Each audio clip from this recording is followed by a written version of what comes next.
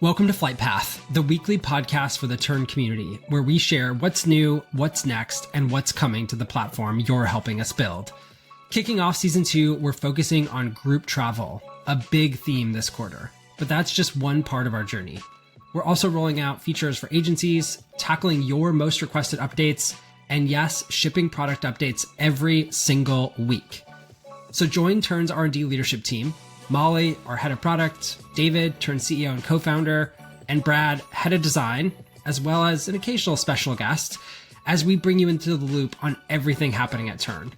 We're proud to be the only travel technology platform committed to weekly releases, and we couldn't do it without this incredible, engaged community. This podcast is for you, to keep you informed, inspired, and a part of the process. So if you're ready to stay connected with the latest from Tern, hit subscribe and join us every Friday on Flight Path. Let's keep building Tern together.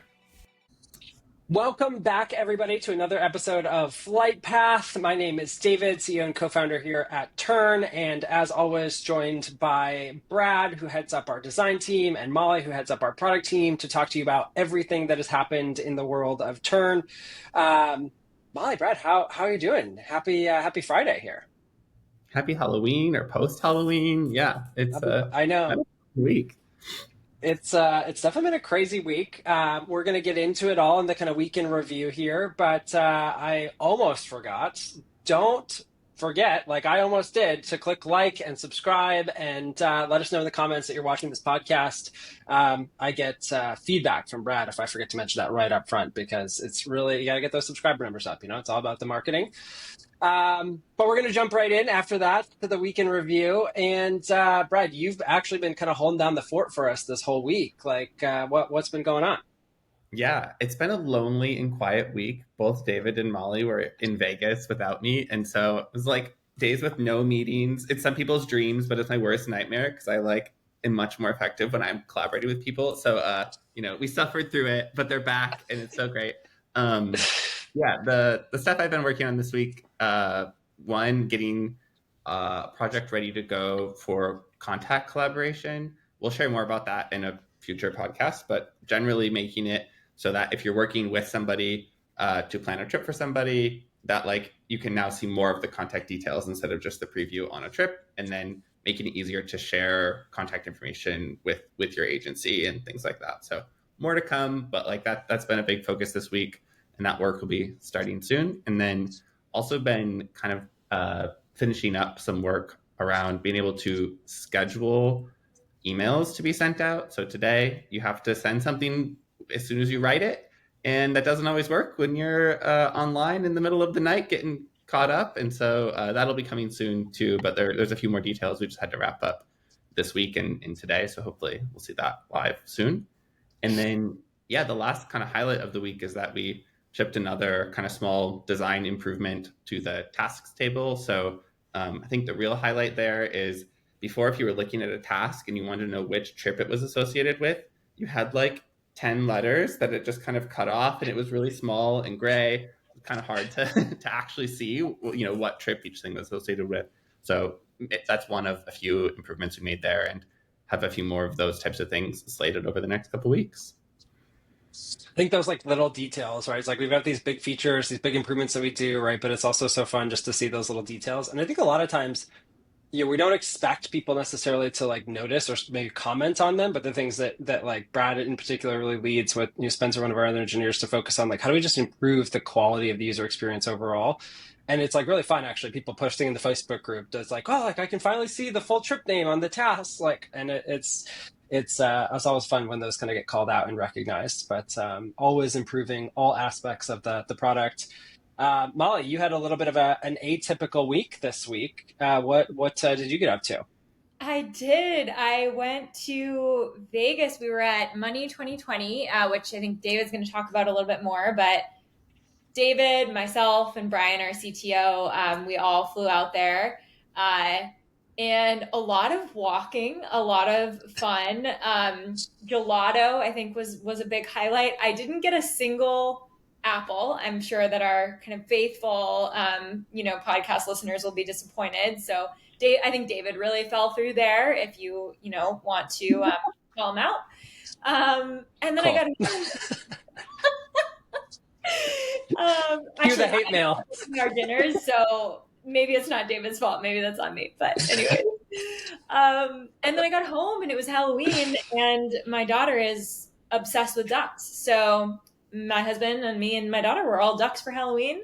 So that was another highlight. And then of course work didn't stop while we were at this conference. So I got the pleasure of shipping our first group travel feature, and I think we knew people would be excited, but we didn't quite realize just how excited people would be. So we'll go into the project a little bit later.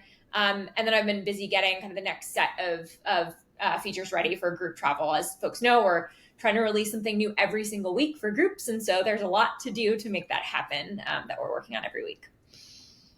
So cool. Yes, I'll talk a little bit about Money 2020. It's going to be kind of fun, I think, for the podcast listeners, if not a little disorienting, in that I will most likely be in a different place every single Friday from now until like mid-December.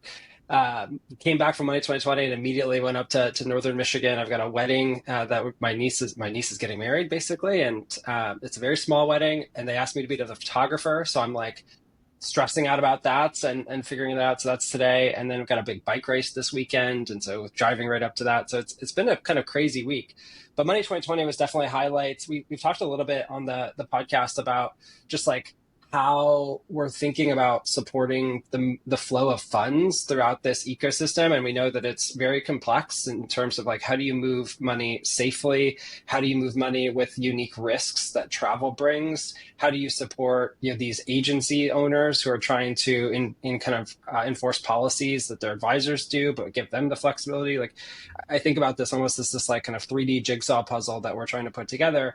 And part of the complexity is also, anytime you're dealing with money, the stakes are really high, right? You've got fraud, you've got people who are trying to basically like steal money, you've got all these different risk vectors. And when we build product, we want to take the same ethos that we bring to everything else that we build, and we want to apply that to any of our financial products that we're starting to explore. Things like group funds, things like how do we help agency owners manage, enable their advisors to manage service fees across the organization while staying compliant to state regulations. Like, there's all these different pieces that involve the flow of funds. Longer term, think about agency payroll. And we want to make sure that we're doing it the right way, that we're doing it in a way that is, protects your money, that protects the money of your travelers, that protects, against fraud, that protects against all these different threat vectors that we think about. And so we packed our bags, went to Las Vegas and attended Money 2020. We sat in and we heard incredible talks from the CFO of OpenAI. We heard from the chair of the Consumer Protection Agency talking about what threat they're looking at and like what requirements they have. We talked to banks. We talked to all these different people to really start to understand, how do you build world-class tools in the financial space, and how can we bring that back to travel? Because we've seen other players in the ecosystem take a little bit more of a lackadaisical approach, and it's just not how we want to do business. And so we're really excited to bring that back. It'll probably be a couple months before you start to see that really surface, but it was a really cool event. We did not get Molly her apples, although I do blame her a little bit for that, because we went to one place and Brian ordered just a sliced banana for breakfast, which we thought was just absolutely insane. But I'm pretty sure they had apples too, so can only do so much. Did they?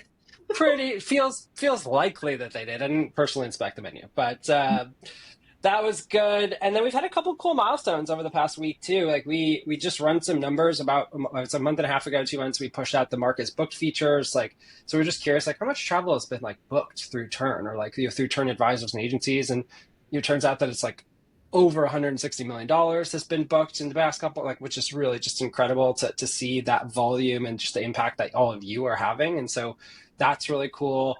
And we also hired 2 more engineers this week that'll be starting over the next kind of couple months. And so the team is growing. We're going to be able to build even faster. So it has been a whirlwind of a week, but all really good things that we're bringing to all of you.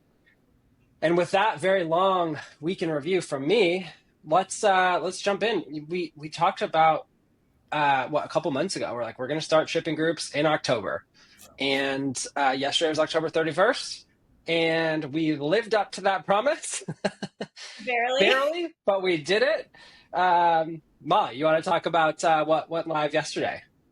Yeah, and it was funny because I think on October 1st, someone posted in the Facebook group of it's October, where's groups? And there was a few things we did have to finish up before moving to groups, but I'm excited now that like there really will be a weekly rhythm of momentum, which I think is just going to be so exciting. Like I actually could not be more excited for this fall.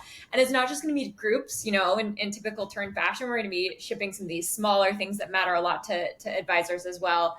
Hopefully every single week too. So I think it's going to be a really good fall. But yeah, groups. So really fun to get this launched yesterday. Essentially, you can now create a trip type for a group trip in Tern. As of right now, it essentially operates as kind of like a folder, or we refer to it as like a shell, where you can create subtrips within the group to better organize all of the various subtrips that you're planning for that group. You can use the group settings as like a template to more efficiently create those subtrips. So if you have a specific currency or collaboration settings or what have you, those things will be automatically copied. You have things like group level tasks and group level emails and just kind of ways of working at the group level instead of the subtask level, subtrip level. And then the other big thing is you can organize kind of your trip board now and your list by these groups. So you'll kind of see the subtrips organized within these groups on your trip board and list. You can use filters to only see your subtrips or only see kind of the parent, like the group trip, if you don't want to see hundreds of subtrips, or just dial into your regular trips. And people have been really, really excited. I actually think that more people than we realized, this piece alone goes just so far into helping them better organize and what they needed for their management. So that's really exciting. The biggest question I've gotten so far is, I have all of these regular trips that are actually a part of a group. Can I move them in? And the answer is yes. So it's in my product update how to do this. But if you go to the trip in the menu for that trip, you'll see the option to move it into a group. And as people discover this, they get even more excited. So yeah, I think that's kind of the top of mind stuff. But Brad, what did I miss? What else do you want to call out? I don't know that you missed anything. I think it's just super cool to like really be able to deliver on that, like small pieces of incremental value. And we weren't sure like how much incremental value this is going to add, but like I've also been like pleasantly surprised by how much people are just like, oh, basically I have a folder. That's incredible. Like this is like, it's like I don't know, my workflow is like so much better now just because I can like move these trips into a group. And like if that's what you're excited about, just wait. Like the next couple weeks are going to be really exciting. Maybe we can talk, just like give a little preview about some of those things coming up. Like the next like incremental step is being able to have an itinerary for a group trip. So that should be coming quite soon. And that'll basically be like a template. When you create a sub trip, you automatically pull all those itinerary items in. So you don't have to like deal with creating templates in your library or anything like that. That should just work. And then landing pages is next up there. And we're quite excited about that. I think there's some really cool things we'll be able to do to help you sell your trip even before we have self-service sign up, but just to really like frame your trip in a way that like makes people excited about wanting to join and sign up. And I'm going to go off script here, but you just said that and it made me think of some of the questions I'm seeing in the Facebook group, and people have asked about like the landing pages. And I know we've talked a lot about the landing pages in the context of a group, and it's kind of the on-ramp for basically like booking that group in the future. One of the questions is like, will this only be for group trips, or like, will I be able to do a landing page if I just wanted to like create a trip and post it on my Facebook group to get interest? Like how should people think about like what a group landing page means? And like I said, this was not on the docket, so we can punt the question, but curious on our current thinking. I'm tempted to say we should punt. Like Molly and I had a brief discussion about this where like there's so much we need to dig into here that I don't yet have an answer from the design side. I don't know about you, Molly, if you're involved. No, how I'm thinking about this is we've seen the feedback come up and we're going to be listening very closely to it. I think once groups is out and landing pages are available, I think that will help make the feedback related to this more concrete. Because we we basically just have some questions around how people would want this to work for regular trips, but there's nothing about it that we're building that wouldn't make it possible for us to enable it. It's really just, we'd want to dig in, just like anything, to make sure we like fundamentally understand the use cases and once groups is live, if there's still this burning need for it or what have you. So more to come there, essentially. I always tell people, go ahead, Brad. I was gonna say, if you're listening to the podcast and you're like, oh, but it's so obvious, we need this, like reach out, tell us why. And like, that's super helpful as we continue to dig in. Yeah. And what I always tell people is like, what I have heard sometimes is that use case, right? Of like, I want to create this, kind of trip, and I want to be able to share it on social media so people can like get excited and like reach out if they're interested.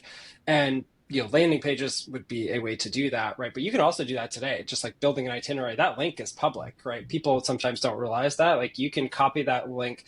They won't necessarily see every single detail until they've actually signed up for the trip. But in a lot of cases, that can be a good thing. You may not want to show the detailed pricing until they've said that they're interested, right? And so that's one thing that people can do today is actually create a landing page or an interactive itinerary and just share that on social. And then, this group, I think functionality, we're really starting to think through the lens of how do you manage inventory? How do you create this kind of full end-to-end flow? But like they both said, if you've got specific examples of like, I need a landing page that's different from an itinerary for a trip that's not a group for these reasons, like we'd love to hear that.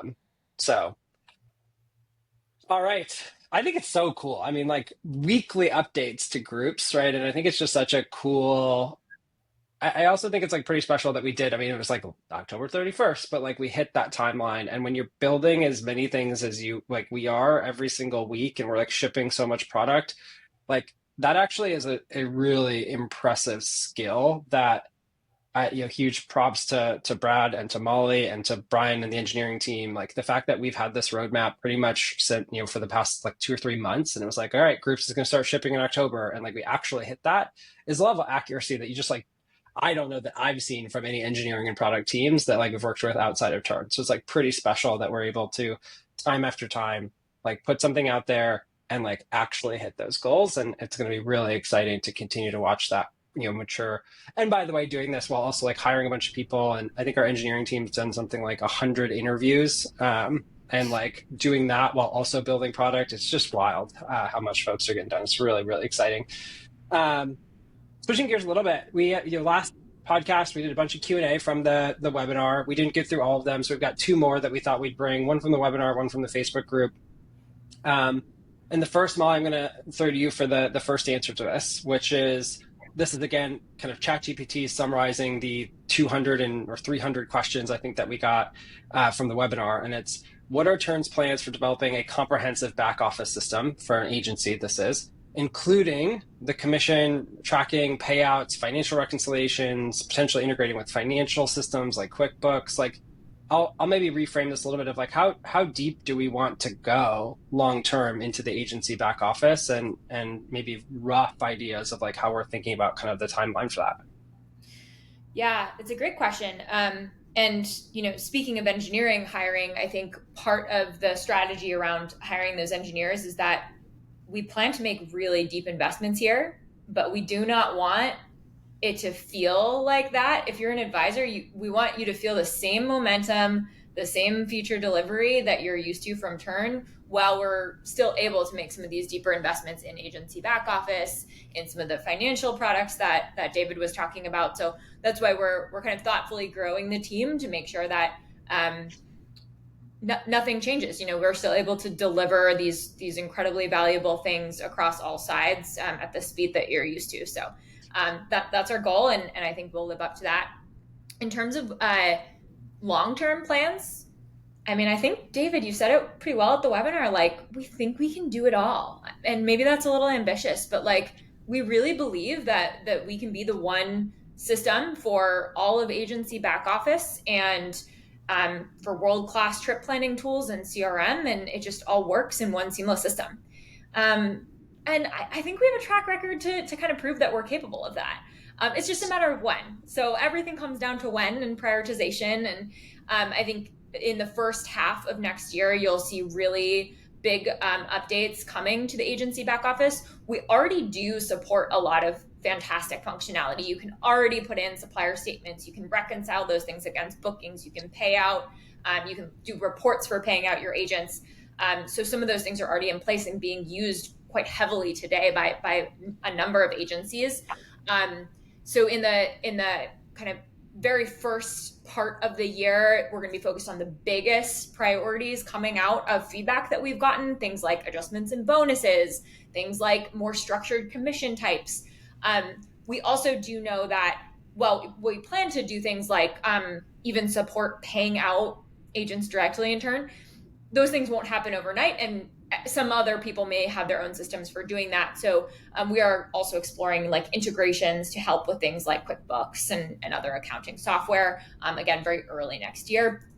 And then I'm happy to keep going here, or if there's anything in particular, Brad or David, I missed that you think is worth calling out.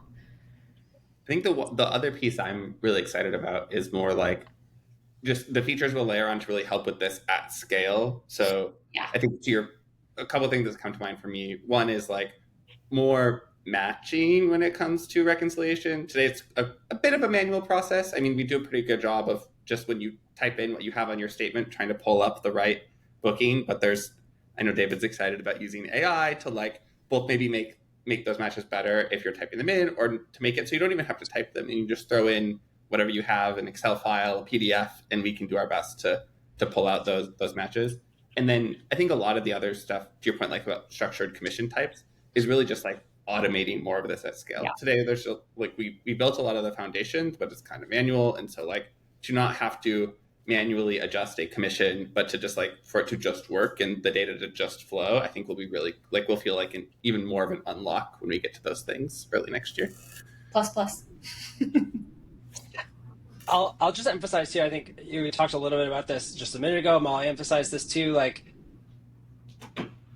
this is like a pretty audacious goal, right? Like we want to like we want to be the best, not just like have a feature set for, like we want to be the absolute best in class for individual advisors. Whether you're just starting in the industry or you've been here for 30 years, like we want to build the best tools for you to like save you time, to help you grow your business, to help you do all of these things that really matter. We want to do the same thing for agency owner. Whether you're a 2-person agency or you're a 300-person agency, like we think we can build the best technology for you. And the same at the host level, right? We think that like technology has really failed the industry in a lot of ways by just looking at one of those areas and trying to do bits and pieces of that vertical or that layer. And we think that drives inefficiency. And we see the value that each one of those layers provides. And we want to be the kind of vertically integrated stack for them where everything just flows. And we think that's better than trying to like integrate a bunch of things, because you have, anytime you try and integrate these different systems, like anybody changes their API and like everything then starts to break and your data's gone and it's just a mess, right? It's way better to have like a vertically integrated system where it's designed to talk to each other, where our engineers are thinking through, if we change this on the advisor side, how is that going to impact the agency side? And I think that we've like kind of like Molly said, like we like have the confidence to do this because of what we've done so far, how quickly we've gone from basically $0 last year in terms of like travel moving the system to over 100 million. Like it's pretty cool to see that. And it's really a testament to all of the advisors that are using Tern at scale. And also the caliber of our team. I mean, you hear us on the podcast every time, but like I'll go back to the engineering hiring. I think it was like an average of 1 in 25 engineers passed our technical screen, right? I mean, it's like we hired 2 people, we interviewed 100, right? And that's because we like know the importance of keeping this talent bar incredibly high so that we have like a small number of people that every single day are applying best in class talent to solve these problems for you. And that's like the coolest part about building this company. Molly and I were actually talking about this at dinner in Vegas, and it's like the thing that surprised me most about like building Tern is just the caliber of talent that like has joined this company and wakes up every single day thinking about like, how do we build something really special for this space that in our opinion has been drastically underserved by technology. And so it's like pretty fun. Any closing thoughts on the agency back office? I mean, there's like a billion details that you'll hear more from us over the next kind of several months, but like anything else before we move on to the next question? Yeah, I mean, just like anything else that we build, I think there's a long tail of 500 things that we could build, and there's the 10 things that matter most, and there's the 30 things that matter a lot, right? And so we're just always interested in talking to you, listening to you, having you help us prioritize what matters most to you, designing it in the right way. So we're going to be in learning mode kind of constantly, as always, around everything agency back office. Perfect. All right. Well, moving on to the last question, and then we'll do what's coming up in the week ahead. So the question, this is actually pulled from Facebook. Somebody's saying, you saw a clip today on Tern partnering with Signature and Virtuoso. Will there be others? What's the benefit of partnering with the consortia? And so this is something like we've been thinking and talking to the consortium a lot about over the past couple of months and even year at this point. We went to Virtuoso Travel Week last August. We know that for a lot of agencies, they partnered with these consortia to help them with their marketing, to help negotiate better rates and partnerships with these suppliers. And generally, like part of the contract of doing that is that the agency is agreeing to send all the data from their individual advisors up to the consortium to help drive that marketing engine. So if the consortium can go to a Hilton or to a Marriott or a Four Seasons and say, collectively, we're driving this amount of sales and we want to negotiate better rates or these perks or whatever it is, right? So that's kind of the structure of these consortia. And so that flow of data historically has been placed on the CRM that these agencies are using.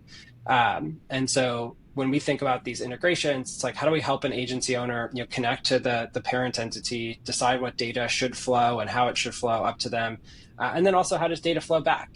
These different consortia may have these preferred partnerships. How can we think about adding a metadata layer to the hotels in Tern, right? A lot of this is still kind of the detail. This is we're still working out. But the benefit of this is like if you're one of the advisors part of this consortium, hopefully you can find some of the context about that consortium in Tern, and the data that your agency is contractually required to maintain that consortia relationship can go from Tern up to the consortia. And so at a high level, that's when we think about these kind of integrations. That's what we're doing. And again, we think these consortia have like a really important role to play in the industry. And we also know that for a lot of agency owners, like because they have these contracts in place, they can only move to Tern and offer that vertically integrated experience that we believe is so important if we have this component. And so that's why we're prioritizing that. Currently scheduled for I'd say late spring of 2025. There's some details that we need to work out and a lot of these kind of building blocks that have to be in place before we can actually build those syncs. But we've been talking with primarily Virtuoso and Signature. We're starting to talk with the travel leaders, just got connected to them. So maybe more to come on that side. But that's sort of how we're thinking about this. Anything to add on that, Brad or Molly, before we move on to a week ahead? I've got nothing. All right, perfect. Well, we're at the last segment then. Let's talk about week ahead. Brad, I'm going to come to you first, then over to Molly, and I'll wrap up. Nice. Yeah, I think my primary focus next week will be refining the details of landing pages for groups. That'll probably be most of my time in design world, and then thinking a little bit more about some of this contact collaboration, maybe trip reassignment, which we haven't talked about a ton on this trip, on this podcast. Feels like a trip. And then, I also, I'm out Tuesday. I'm going to be working the polls in Philly. So it'll be a little bit of a shorter week for me, but really looking forward to getting some of this stuff done. Good plug. Hopefully we don't have to say this, but if you're in the US, go vote. That's all I'll say. Molly, over to you. What's the week ahead? Week ahead, post-conference recovery week a little bit. But we'll be launching our next groups feature, which will be really exciting, group itineraries. So a lot of work to do there.